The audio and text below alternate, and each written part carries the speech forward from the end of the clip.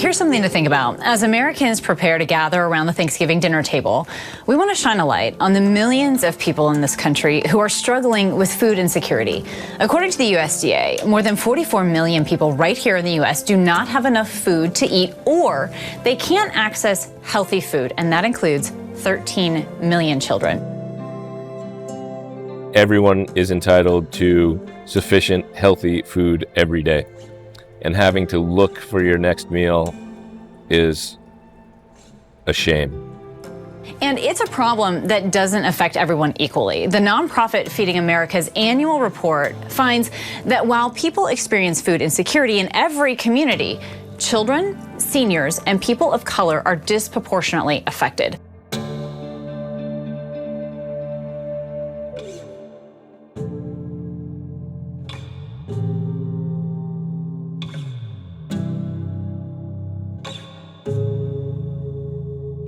The City of Rancho Cordova commissioned a feasibility study on the food locker. They recognized that it was an important piece of the community and a social service, and they wanted to make sure it was sustainable. The feasibility study showed a lot of deficiencies, both in the facilities and the operations, and one of the things that it noted was it lacked executive leadership. And that's where one of the existing board members reached out to me about this position. Well, as the city manager of Rancho Cordova, the kind of opportunity for the food locker is really a necessity. It's a place where those in the community who need food, it's a basic right, it's a basic need to have food. And so I think one of those things that is really important is to have a establishment like the food locker who can actually provide a need. So one of the things that we did recently with the food locker is really give them, I would say, a stepping stone, which is give them the capacity to hire the right resources to be a sustainable food locker. And so we're really interested in making the food locker a permanent place in the community. They've been around a long time as a very volunteer-based organization. To my knowledge, the Cordova Food Locker came into being sometime in the 70s or 80s. It has been around that long. And it's always been associated with St. John Vianney, the major Catholic church around here, which is one of the two oldest churches in Rancho Cordova. So I believe it was started by people who were part of St. John Vianney at that time. My personal experience and belief of how and why the Rancho Cordova Food Locker came into existence, if I may say, I feel that all of the stars lined up, and it continues to be there since 1987. Due to the politics of the time, there was a very large contingent of people who were more in need. And as a result of that, many churches sprang up on Coloma Road, and it became known as Church Row. What we discovered was that there was a very large contingent of people who were more in need. So Father McEwen and myself sat down and we said, what can we do? And so we came to the conclusion that maybe a food locker. And we were thinking about something a room to do this, but maybe like an 8 by 10 room, which we had access to. And so we started thinking about how we do this, and Father McEwen came up with a name, Father Dan Madigan, who was down in Oak Park, and he was in fact the original starter of the Sacramento Food Bank. He looked us in the eye and he said, "Walter, you're thinking too small." And by the time he got finished talking to us, Father McEwen and I looked at each other and asked ourselves, what have we gotten ourselves into? Derelict trailer half showed up, and that became our first food locker. And then a 20-ton rehabilitated steel and cement refrigeration truck, which came off of a Liberty ship from World War II, showed up in our driveway, and we had no idea what we were going to do with that. Eventually, that all got worked out, and so we opened our first day, all excited. That was at 10497 Coloma Road, which is the site of the St. John Vianney Catholic Church in Rancho Cordova. I got involved with the Food Locker many years ago after joining my grandfather on an adventure around Christmas time when he was with Rotary. And my grandfather was Paul Hagen. He took me to several families who needed food to get through the holidays. And I remember I was very young. That was in the mid-'80s that I started working with just in general with the Rotary food baskets. And then later in the 80s, the Food Locker came to fruition. It was truly a closet back then. It really was developed so that it could help with the church when someone was in need, but it was a big idea, but a very small process back then. So people would show up. We had identified a good number of volunteers that came from all of the churches, and the way we set it up was that each church took responsibility for a day, so they would be responsible for running the whole thing.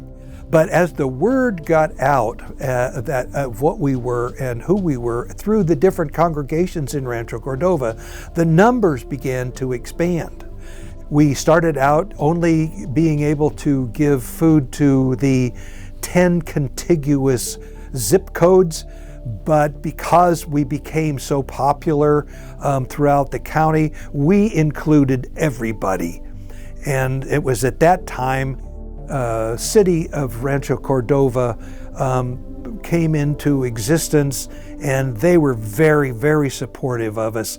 There was a realization on their part, I believe, because it was expressed to me, how important the Food Locker was, because it was a center where people came for a specific reason. And so we became aware of us as a city and as the Food Locker that this was a focal point that we could all play into. When I very first started with it, I kind of transitioned from helping with the Rotary food baskets to working with the Food Locker, and it was really starting to grow because the population of Rancho Cordova was growing, and obviously the diversity of our community was really showing at that time. It was really more of a drive-through. There were times where you had more volunteers, of course, over the holidays, but you forgot that the Food Locker was working every single day of the week, every single day of the year, really working with people who were hungry. And at that point, then you just realized this was a mission that was so important to our community. By that time, the way we did things was slightly different, because rather than having them come up to the window, which they did, and then they would go out in front of the Food Locker, and fresh vegetables and fruit from the Saturday farmers markets were there, and the people could collect what they wanted from those resources. And so that became very popular with the clientele, and that was one of the main reasons why it began to grow again. By that point in time, we were really well known, and at that point in time, new city manager became part of leadership, if you will, and support staff of the Food Locker. It wasn't until after COVID that real changes began to take place that allowed for it to move into its next phase of growth. I think what really brought this to a head was the COVID-19 pandemic. That's when resources suddenly became available and needs grew. So I think during COVID, obviously, food access became even more important. One is just for the ability of people to get it safely. And so I think there was some things done as far as how people receive food, whether it's through drive-thrus or those other opportunities to get it. But I think it also created an issue as far as folks being able to afford food, and with the different economy changes, the different aspects happening in the local community, it was important for the Food Locker to continue to serve the community through COVID. And I think not only through COVID, but I think even moving forward now has been a substantial growth in the needs of the Food Locker, and part of that is just knowing that it exists. And it was also at a critical time in the history of the Food Locker when that sort of change could happen and sort of had to happen because of the growth. And that has led us to a very positive place. So I actually look at the future of the Food Locker as a positive outcome of the pandemic. Many people and families who were given aid during the pandemic to buy food are now reporting having to go without. New data show just how many households are struggling with nutrition and food insecurity. 32 states provided additional food assistance throughout the pandemic. That assistance ended March 1st and was a result of special pandemic aid known as emergency allotments. Now, according to the U.S. Census Bureau, 1 in 4 households that received extra help to buy food are reporting sometimes or often not having enough to eat. And now is a very exciting period because we're seeing a professionalization sort of happen. A permanent staff brought in with a vision for the future at a time when the city is well positioned to help. Day 1 to 100, I made a commitment to myself to observe and watch what was happening at the Food Locker. My background is in leadership and nonprofit, and I didn't know a lot about food insecurity or how food lockers and food pantries worked. So I observed, I watched, I dug in and read everything I could find on food pantries and food lockers. There wasn't much. I visited some of the other organizations in our region, met with Sacramento Food Bank and Family Services to understand our partner agency relationships, but really just watched without making any decisions or taking any action, because I think that gives me permission to really see the full scope of what was going on. As a result of my observations, I observed that many of the facilities and buildings were in poor condition. They had a lot of deficiencies. We didn't have safe food storage. We didn't have enough food storage, and we had aging equipment. This is our original freezer. It is very old.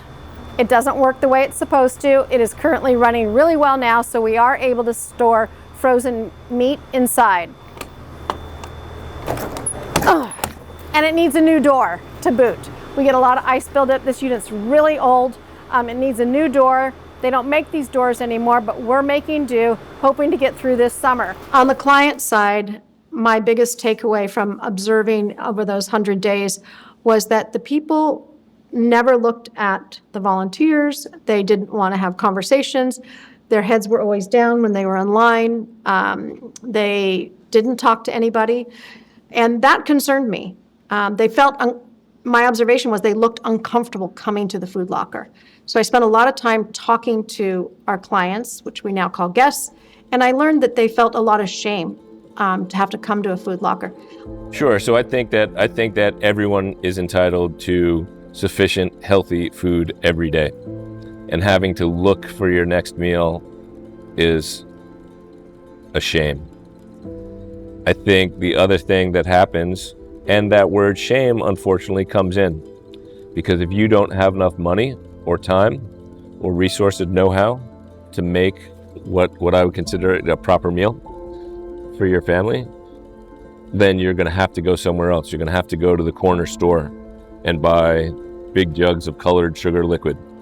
They're not good for you, but you need calories, and it's the best you can do, right? And so we know that when you come to a restaurant and sit down and break bread across the table, that it changes your conversation.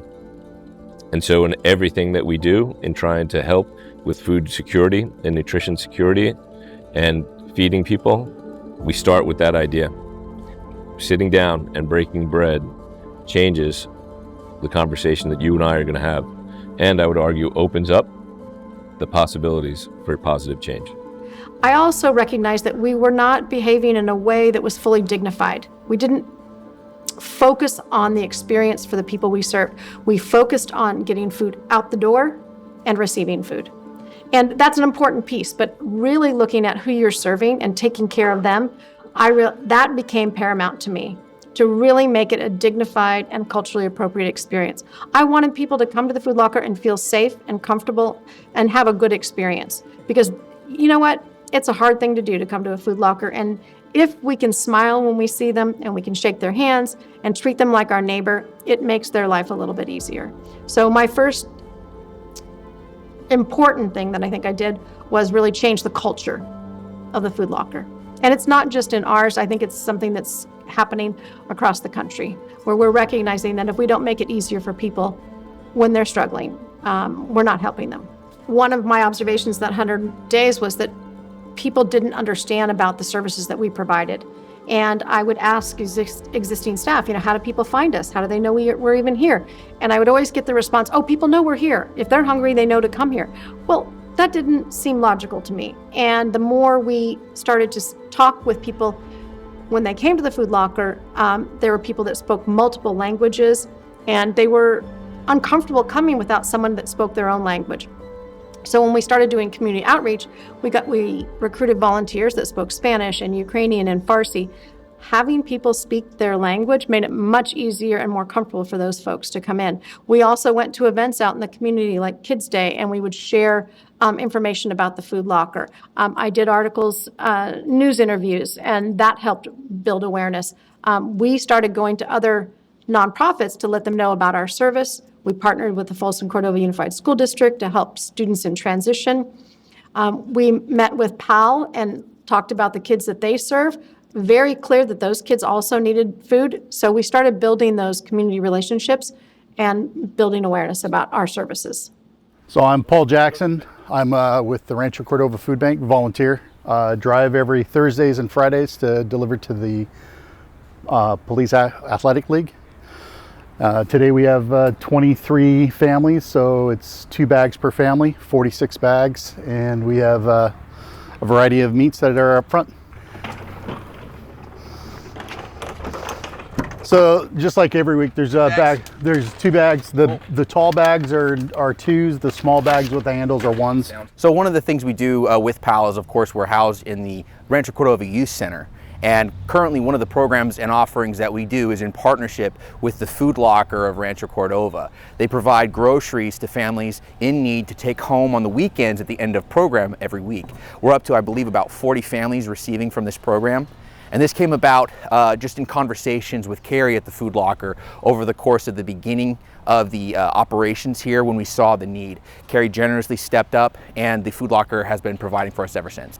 Just through conversations with our youth, we started to realize that there was a need for some food security in the families, hearing stories about needing additional snacks after school or feeling like they weren't necessarily getting enough at home.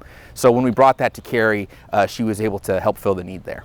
And every week when they bring their offerings, we get everything from frozen meats, breads, cereals, fresh vegetables and fruits, basically everything for a nice, well-rounded set of meals through the weekend. Could it be said that when a food locker outreaches to the community, that opens the door to perhaps people taking advantage of free food? I'm so glad you asked that question, because I think that's the perception that the public has, that people are coming to get free food and they can really afford to buy their own groceries. Well, the reality is they don't want to come to the food locker. No one does. Who wants to stand in a line and have someone hand them groceries that they have not selected?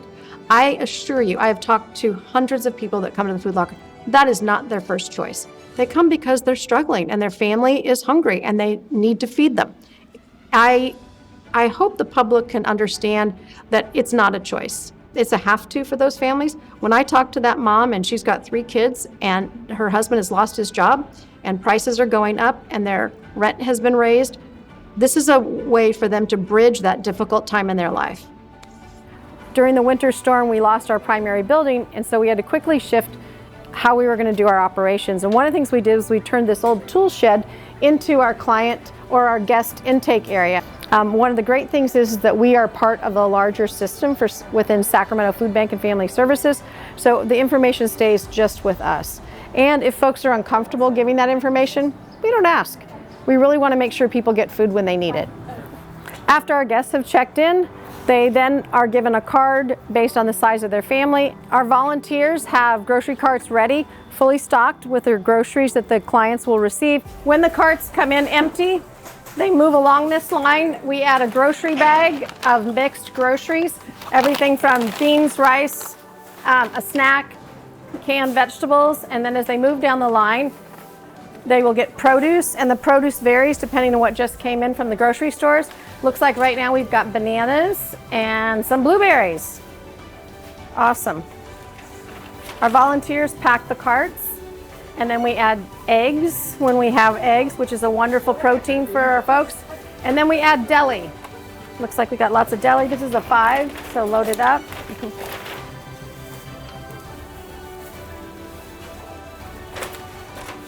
All right, and we have milk today. So Milk and apples. Milk and apples, fantastic. And then we add bread, So we've got some croissants and some French bread. And then to top it off, we always have a treat, a snack, or a pastry. A lot of our pastries come from the grocery stores like Costco. And our volunteers like to choose to make sure that people get a good variety. We couldn't function with part-time staff, and we needed skilled staff. So we hired Kevin Cena, our warehouse manager, and he really helped us get our facilities in order and helped establish our best practices for food coming in and going out. My job is transportation, inventory, distribution, pretty much operations. Anything that has to do with keeping this building going is my job. I have an extensive food background in distribution, and I heard they were looking for a warehouse manager, and the fit was a pretty good fit, and I went and applied and talked to the executive director, and the rest is history. It was a good fit, and I show up at 5:45. First thing I do is I start setting up outside, putting up cones, and setting up the distribution point for my receiving of my outgoing van that brings back the food from our stores. I think one of the biggest partners for the Food Locker now is, with some of the changes in state law, is grocery stores and restaurants are required to provide food and their leftovers to the Food Locker to distribute. And so I think those will be kind of a new budding relationship of how to do that within the community. There was a period in Rancho Cordova's history when we were at risk of becoming a large-scale food desert. We had a Rayleigh's at the corner of Folsom and Coloma, just down the street, that closed, and nothing filled that space. We had other grocery stores closing at the same time. There was a very large segment of Rancho Cordova that had no grocery store they could walk to. And so de facto, we became a food desert at that time. You could get food by walking to a Quick Stop or something, but the price would be exorbitant. So over years, we have attracted and retained a lot more grocery stores in Rancho Cordova. So that's no longer the case sort of on the ground, having that food desert sort of situation. And we have benefited from those additional grocery stores in the sense that this Food Locker now partners with those stores to take their nearly out-of-date merchandise and funnel it into the hands of the people who need it here at the Food Locker. So we became a food recovery organization. We're the only one in the city of Rancho Cordova, and that requires a full-time truck driver. It requires trucks and transportation. So we leased a truck and we hired a full-time truck driver. Okay, my driver Arthur has been here for about 3.5 months now. He starts his day off at 5:45. He helps me set up here, and then he's on the road at 6:30. He leaves here at 6:30. He goes to Safeway. He goes to Rayleigh's, Bel Air, Costco, Sprouts, Canned Grocery Outlet, Chick-fil-A, and New York Bagel. And it takes him to do all of those stops about 3 hours. And it takes us about an hour to be able to get it all in line to where it goes. It's a lot of the place it goes. It can be going in the refrigerator, it can be going in the freezer, it can be going straight on the food line, depending on what product it is.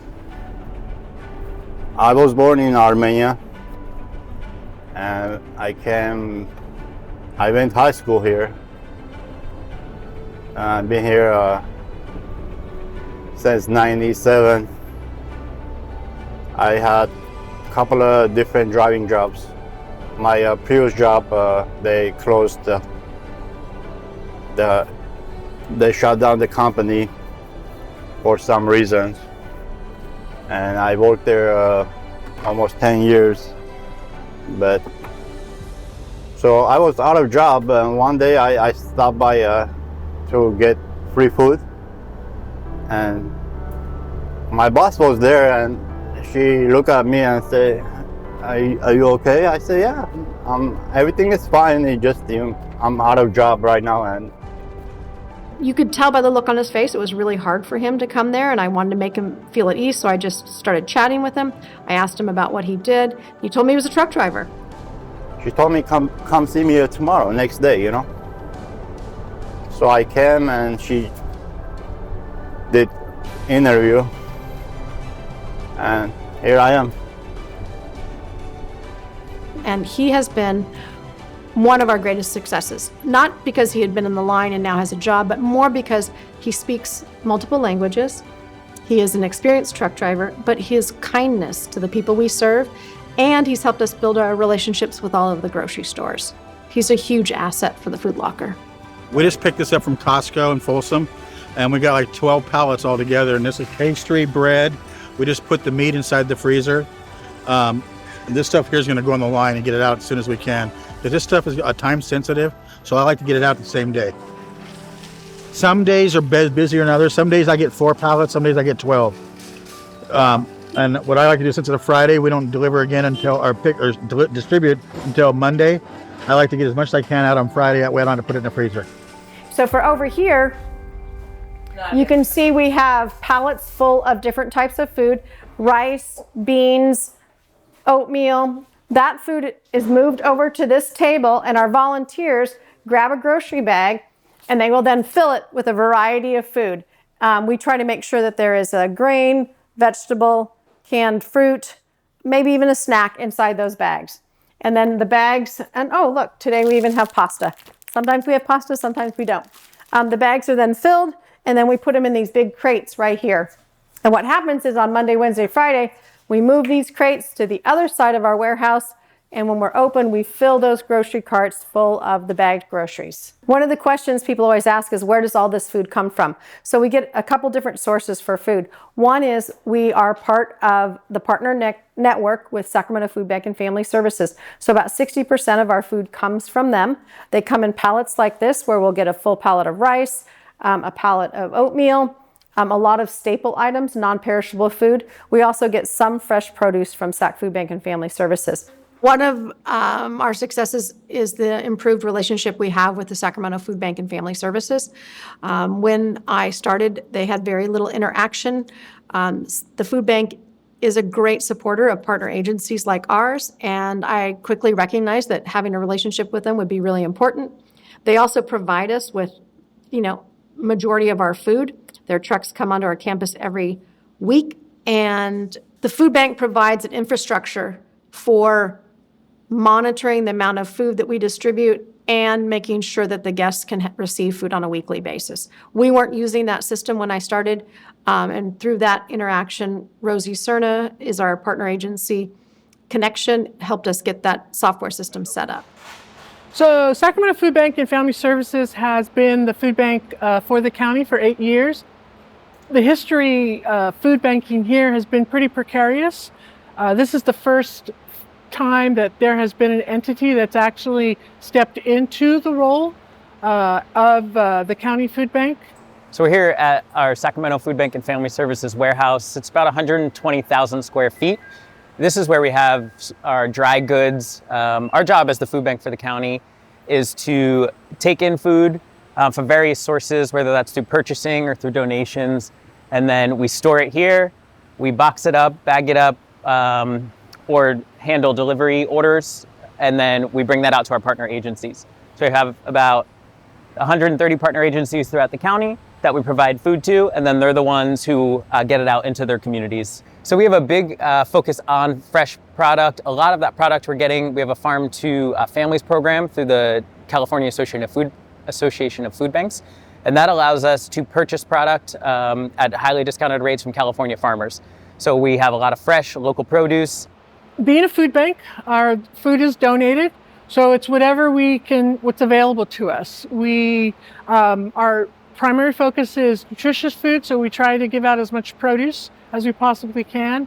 We're one of the few food banks in the country that don't charge for our produce. It's all free. It's always been free. One of the challenges that we have here at the Rancho Cordova Food Locker is space. You saw a few images of our stations where we bag food, sort food, and get it ready. The same space has to function as our distribution center on Monday, Wednesday, and Friday. That distribution center requires 25 volunteers to be in the same space that you see behind me. 25 people in here doing that work gets quite crowded, and with our growing number of folks that we're serving, it makes it really challenging. We don't have enough room to do the work that we need to do to serve this community. So you got to see a lot of the food inside our warehouse. but we also need refrigeration and freezer space. And so one of the things that we've been forced to do is to rent, you'll see this refrigerator behind us. Oh wait, what's this? Carrie, look what just came in from the Rancho Folsom Cordova School District. They're closing for the summer, so they sent us over some of their... Oh my gosh, this is fantastic. I've got milk, cheese, produce, oranges, lettuce, all sorts of stuff. And soy milk also. Great, thank you. Arthur, you want to get that into this warehouse? So we get food unexpectedly, like this just arrived from Folsom Cordova Unified School District. And again, now you see with that rack in there, my refrigerated unit is full. So if I get any more food, then I have a few challenges as where I'm going to store it. But really what we try to do is that food comes in and we get it right back out to the people that need it. So tomorrow's a distribution day. 90% of that food will be distributed. Eggs, fresh produce, and some of the dairy that we just received from the school district. So just to clarify, we received the food from the school district because tomorrow's the last day of school. They have surpluses and they bring it to us, which is such a great gift for the community. Instead of putting that food to waste, we get to redistribute it to families in our area. The numbers were growing for the number of people that we were serving, and we needed more volunteers. And so we hired Inez Shed as our program and outreach manager, and she was responsible for recruiting volunteers. I started working at the Rancho Cordova Food Locker quite by accident. I was working with neurodiverse individuals, adults, folks with cerebral palsy, autism, multiple sclerosis, and I brought a group of those young adults with me to the Rancho Cordova Food Locker to volunteer. And I fell in love with the place. I was able to chat with the staff, and I understood that there was a position available, and I applied for that position. Inez brought a joyful, kind spirit to the Food Locker, not to mention her talents in recruitment and community outreach, but really it was her kindness and the way she treated people that really has helped me with that culture change. She will find ways to connect with our clients, but also the volunteers. So when she started, we had about 20 regular volunteers. Today, we have over 50 every day coming to volunteer with us. We have a large group of volunteers. We can work with anywhere from 30 to 100 volunteers in one day. Our volunteer group is very diverse. Actually, I'm fairly new. I'm newly retired, and I'm a member of the parish here, and I've always had my eye on the Food Locker. But of course, working, I didn't have the time to do it. And so once I retired, I walked up to the door one day and said, "Hey, can you use some help?" And they said, "Absolutely." And they put me right to work. I'm preparing food for tomorrow's food distribution. We expect a lot of people. Yesterday we were very busy. We had almost 300 people that are really in need. We have a lot of refugees to help. And I work here to help with Russian speakers. It's really important that the Food Locker has a diverse group of volunteers because the community that we serve is diverse. And we oftentimes rely on our volunteers for translations or to extend their hand to an individual out in front that they can relate to. So it's a question of relating, but not only does it help us relate with our guests, but it also builds a culture that's really, really rich in humanity, where all of us have more compassion because we're working side by side with so many differences. My name is Maxine, and I have been working for the Rancho Cordova Food Bank 7 years.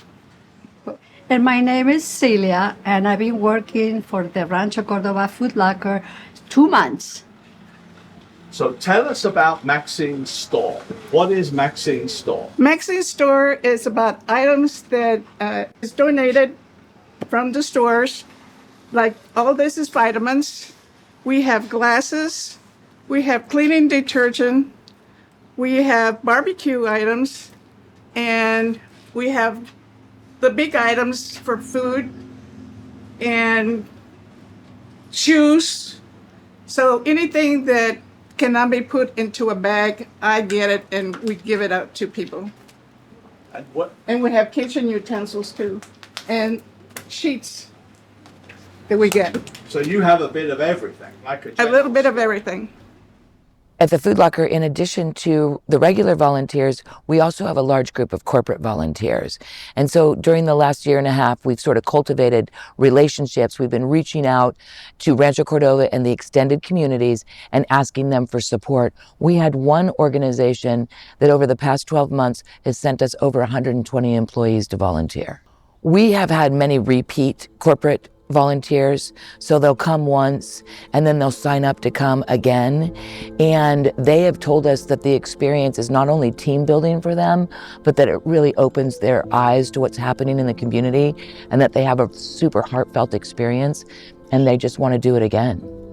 Sure, my name is Marissa Duarte. I'm with Lion Real Estate. I started volunteering. We did a company event last month, and I knew Inez from my yoga class, so she invited me back, so I try to come back. You know, I love giving back to the community. You know, it feels good. I know some of my family has visited food banks before, so it feels good to kind of pay it forward. One of the most rewarding aspects of my job is just being in service. But it's not just service. The community that we've created inside of the warehouse and amongst the volunteers is absolutely precious and so heartwarming. So that's another really exceptional part of my job, is being able to work with the volunteers. Rancho Cordova's roots are in volunteerism. And it's probable that everybody knows somebody on their street who has needed the services of the Food Locker or still needs the services of the Food Locker. There's a tremendous opportunity out there for people to volunteer their time. If you have the financial means to donate money, the need for the Food Locker is probably going to continue to grow. The organization has come a long way in the last 2.5 years, and today we are serving more families than ever. In Sacramento County, 1 in 4 folks are food insecure. Since last year, we've seen a 119% increase in the number of families we're serving. And those numbers sound daunting, but the amazing thing is that we have plenty of food. It's just getting folks access to that food. The need has grown so much in our community. You know, it was a few hundred people, and now it's thousands of meals that are served every single week. And you really can't wrap your mind around that. As much as the city has grown over the last several years, the need has grown.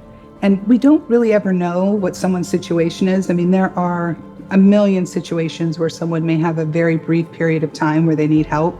And the Food Locker has continued to expand to be able to meet those needs of our community. It's pretty amazing.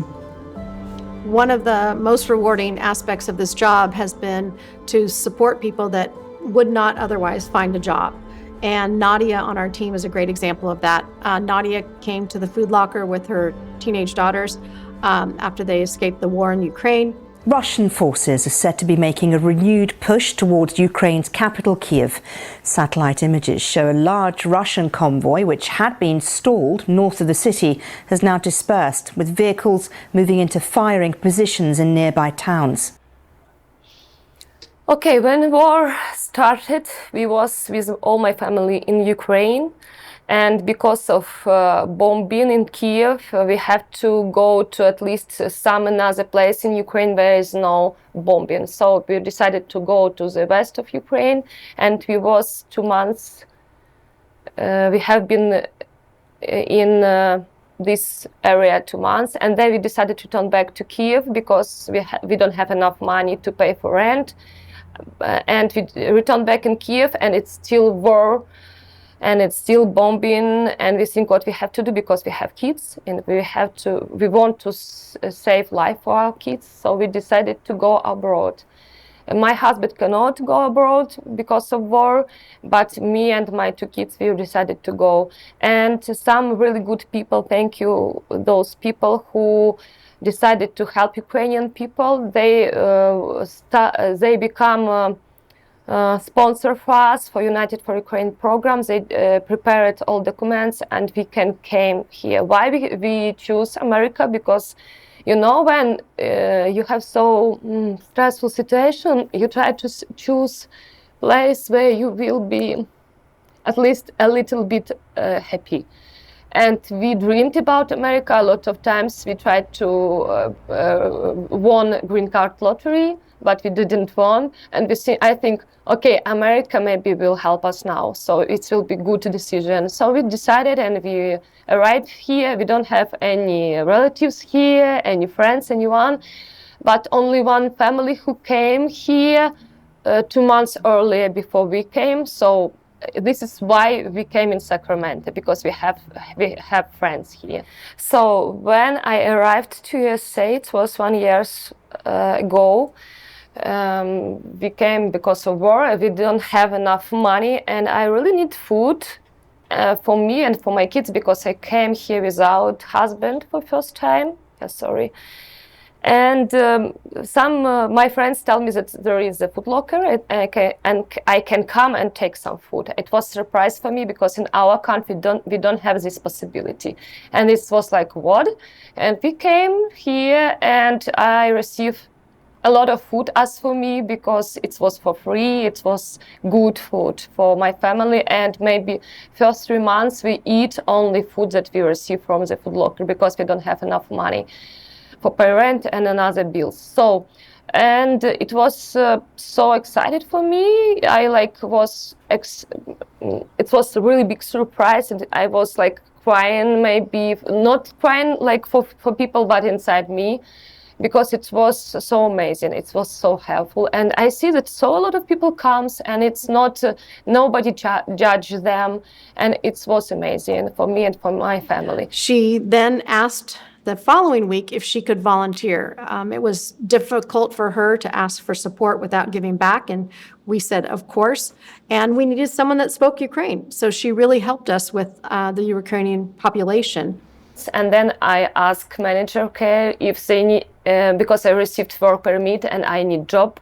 I needed a job, so I asked her if she can give me a job, and yes, she told me, yeah, we need, because we have so lot of Russian people who speak Russian, we cannot speak with them, we really need you. So yes, and I started work here.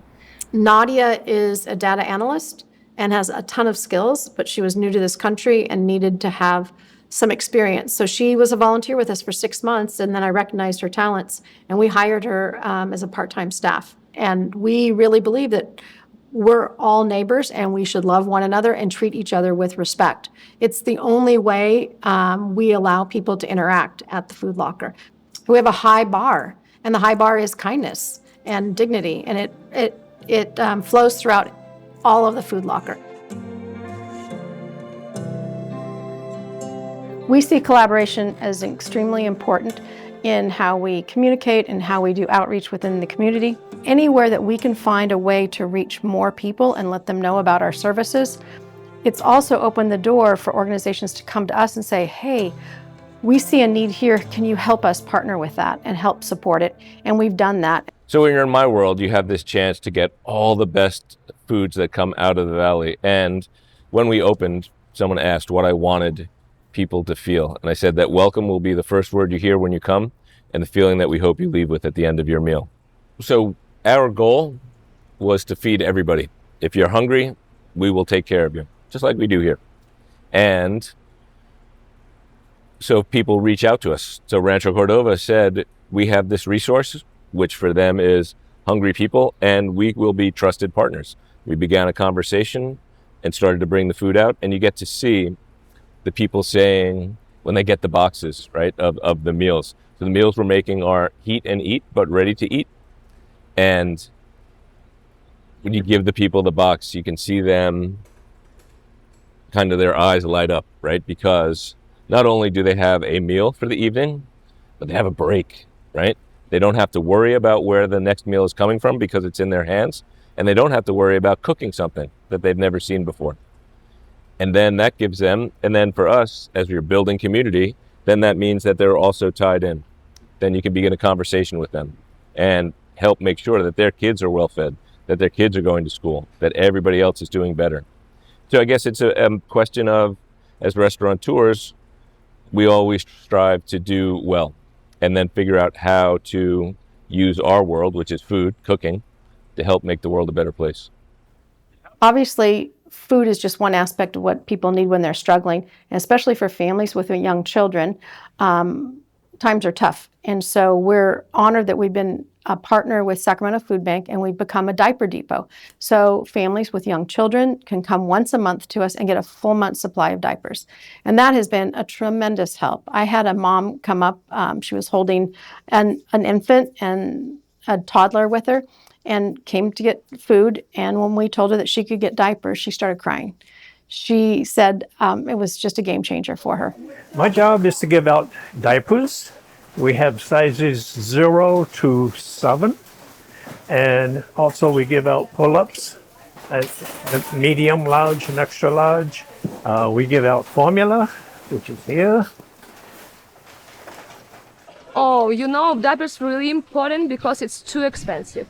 And people who have like for low income, and don't have enough money for food, it's really difficult for them bought diapers. So when we tell people know that they can receive diapers, they're like, oh, wow, it's really, we can, wow. And sometimes they come only for diapers, and sometimes they come for food and for diapers. So it's really important. We give away more than 1,000 boxes of diapers each month. It means that it's really important for people. At my age, I enjoy it. Retired military. You are? And retired from AT&T. Yeah. And this is my... So this is your giving back? Giving back, yeah. Absolutely. So people can receive diapers once a month. Why? Because we give them 100 for whole month. So once a month they can come in and receive. One of the constraints about our current location is that we only have limited hours that we can be open because we're a partner neighbor to St. John Vianney Parish. So we share the same parking lot, and they have a school there and the church and activities. So we have to limit when we're open. That limitation is a burden for working families. So if you're working all day and you're running short and you need food, you can't get to us during work hours. But I can tell you, as a parent with kids who attended this school, it was at times a challenging relationship to see homeless individuals here getting food, getting resources sort of in the parking lot, and parents having to go pick up their kids through that environment. It made for, frankly, some parents not feeling comfortable here. And that always troubled me, from a couple of angles.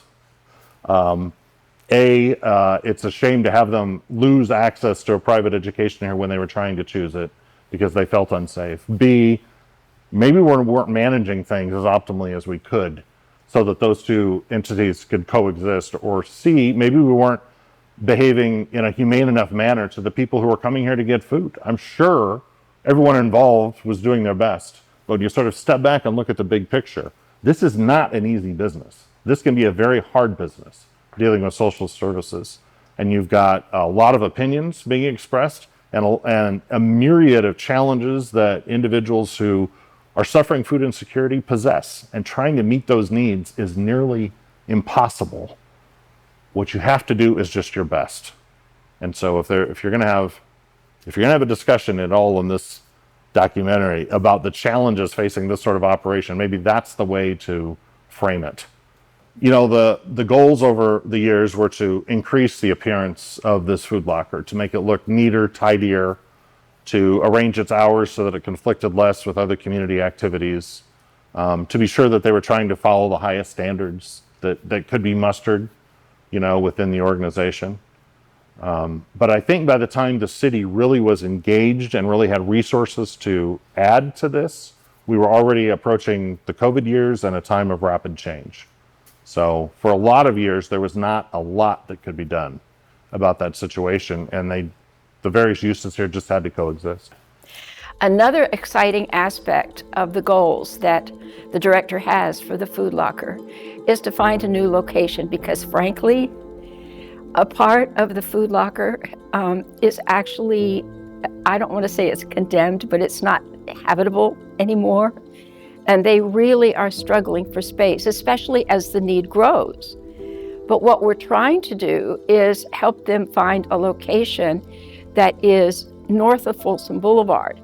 Everybody is so used to going to the food locker. If we found them a large space out in the industrial area somewhere, even though the space might be bigger, on the other hand, there's no public transportation to get out there, and people would have a hard time finding it. The future for the Rancho Cordova Food Locker is really bright. We've now established our operations. We've got our facilities up to code. We're ensuring that people get really safe food, but the location that we're at currently, we've outgrown it. We don't have a lot of food storage. We have aging refrigeration. So we've received a capital improvement grant, and we're out looking for a new home for the Rancho Cordova Food Locker. So I think the food locker, the future for the food locker is exponential. And I think any community and a community of our size needs a food locker in order to serve the community. And I think there's an opportunity that the food locker has because of the public and private partnerships here to really be a great asset for the community. And I think I see continued growth. I see continued need. I don't think the need is going away to provide food and food access. I think there's an opportunity to not only just provide food, but other service needs and partner with other nonprofits and other activities to serve the community. And so I think really what I'm looking forward to is the food locker having a permanent home and a permanent place to call their own. And I think just from there, the growth can be exponential. There's a lot of good news. In spite of the growing numbers of people that are facing food insecurity, we are really being innovative, and we are going to create a new model on how to serve people in our community that are struggling. And we recently purchased a new building, commercial building, and an adjacent lot, and we're going to be creating a community food hub.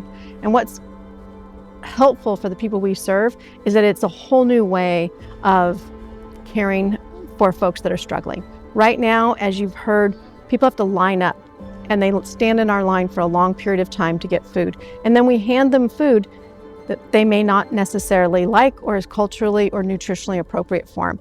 In our new model at the Community Food Hub, they will walk into a grocery store setting, and they will be able to shop and choose their own food like you and I get to do. Not only does that provide them with good, healthy food, but it gives them agency over their lives. It gives them an opportunity to help their families without all that stigma of walking in a food line to receive food. Well, where we work right now, we're in a really small place. A year ago or so, one of our buildings was eliminated in a storm, so we had to downsize. And we've been working with what we have, which is a bit of a challenge. We've got our offices in the warehouse. We're working with an outhouse instead of a bathroom. We have a hand washing station. That's a little bit challenging. And so we're in a small space, and there's no place to not be out of the way. We're constantly negotiating with each other to get the job done every day. Now, my hope is that when we move to the new location, I know we're going to have glorious bathrooms, and we're going to have a place to wash our hands. But what's really important is our volunteers are moving from serving outdoors to serving indoors. Our volunteers used to have to deal with the heat and the rain and anything in between because the service was mostly done outside. At the new location, we'll be able to house the volunteers indoors so that they'll be protected from the elements. And also the folks that offer us wraparound services, the city workers that take care of the unhoused, the folks that do pet services, other folks that do medical services, those folks were also serving from outside under pop-up tents in the rain or in 100-degree-plus weather. So bringing those wraparound service individuals inside of the building is going to make it so that they can better serve our clients. The new Community Food Hub is a really innovative model to serve folks that are struggling and facing food insecurity. Not only will we have this grocery store system where they can come and shop and choose for culturally appropriate food, but we'll also be able to add additional services. We know that when someone's hungry, that's the first inflection point that their family is struggling. So if we can bring other services and other partner organizations and nonprofits onto our campus to help folks, we know we can help move them into a more sustainable life. The new Community Food Hub is going to be a regional model or a statewide model. One of the things that we're doing is we're documenting our process of how we've gone from, this little mom and pop operation with pop-up tents to serve people to a much more people-centered model so that other organizations across our region, the state, the country can mimic this, because it really needs to change the way we serve people that are hungry. We've been using a model that's been around for 40 years, and it's not working. People are struggling, and we're still doing it the same way. So we're hoping this new model can show people that we can help folks get to sustainability. I hope one of the things that comes out of this film is that people understand a little bit more about who's hungry in our community. I think we all have an idea in our mind of who that is. And I hope we've been able to show you that it's not who you think. It's your friends and neighbors. They're just not letting you know that they're hungry. And I think as a community and as a society, we have to really pay attention to that and find ways to help our neighbors. So if you have an opportunity to volunteer at a food pantry or food locker, please do that. Donate to food pantries and food lockers across the region and in your neighborhood. They are a vital part of social services. The problem's not going away anytime soon. Obviously, it's been around for a long time, but we're trying to help people do it a little differently. So please think about them when you're considering volunteering or donating. We would not have been able to reach this goal without the support of this community. One of the things that's been amazing is the City of Rancho Cordova has supported us every step of the way. They saw value in the work that we were doing and not only invested their time but funds to help us get there, along with a whole plethora of donors and members of the community. It's taken a whole village to make this process happen, and from our city council to our state assembly to our U.S. senators, everyone has contributed time and talent and funds to this project, and we couldn't have done it by ourselves. You know, I came here 30 years ago and I didn't know anybody in the community, and really just feel so blessed that one person can come in and have so many helpers, that everywhere you look, you see people who are willing to come out and help and make it better and lean in for no apparent reason to helping other people. And so for me, I'm a chef and I think about food all the time, so I'm always leading with that food. And how have we changed the world of hunger, and how have we changed the conversation of food around here? And then at the end of the day, thinking about how places like the Rancho Cordova Food Locker are able to do that, to bring nutrition and satiation, but dignity to people.